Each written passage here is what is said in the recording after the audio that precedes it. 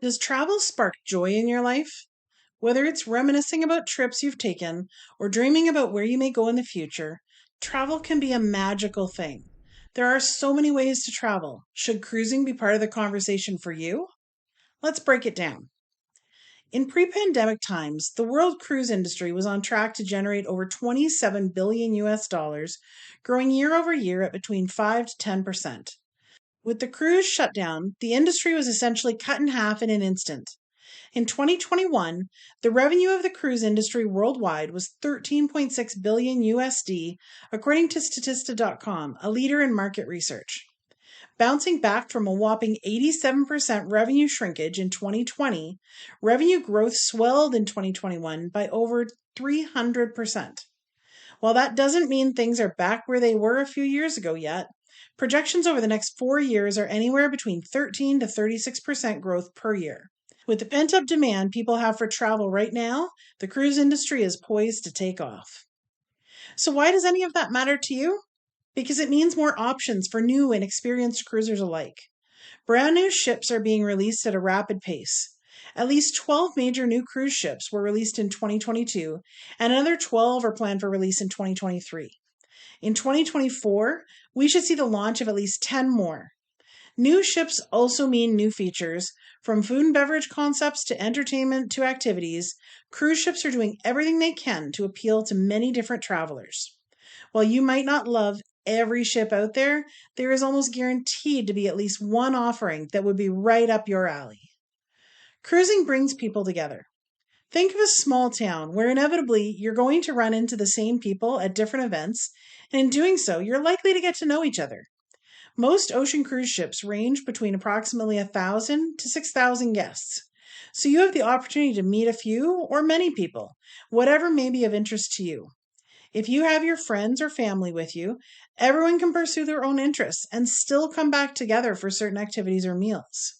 If you are just a couple traveling, you have the opportunity to focus on each other or to meet others to expand your circle of friends. Not that you have to be a big joiner, though. Solo cruising is a growing portion of the market for so many different reasons. Solos can join group activities and have a great time without having to have a friend or partner with them on board, but they can also use the experience to disconnect and relax.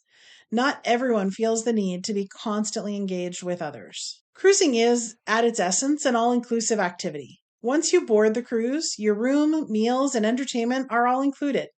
There is a big asterisk on this one, though. I think it's fair to say very few people only spend the base fare on a cruise. There are opportunities to upgrade specialty dining, drinks beyond the very basics, Wi-Fi packages, specialty activities, excursions, spa, gratuities, and so much more. The lack of price transparency is likely one of the biggest challenges in the cruise industry right now. But in the big picture, it's not very different from an all-inclusive resort, which also has extras like excursions, although they do usually include your alcohol, which is a major seller for those who just want a good old drinking trip. Your cruise may be a booze-fueled trip as well, but that's going to be a choice you make. This next reason to cruise is the one that has always influenced me the most. In what other method of travel can you enjoy and explore one location all day long, go back to your lodging for a lovely dinner, enjoy the evening's entertainment, have a good night's sleep, and still wake up in an entirely new location in the morning? While cruising may not allow you to have the immersive experience in one location that a land vacation will, it will let you test drive multiple destinations, often a great way to decide where you may want to go back to visit more extensively. While a road trip can be fun for a little while, I'm okay with not sitting in a car for 10 to 12 hours a day. Let me know in the comments if you feel the same way. Cruising is also a destination unto itself. Just like at an all-inclusive resort, you may well decide to not even leave the cruise ship during your vacation, as there's so much to do on board. Now, I'm not advocating for that, as I think visiting any port out there helps expand our horizons. But that is why everybody gets to make their own decisions about how their vacation works. Okay, here's the big one though. You get taken care of by some of the most amazing people when you're traveling on a cruise ship. You will not have to clean your room or make your bed.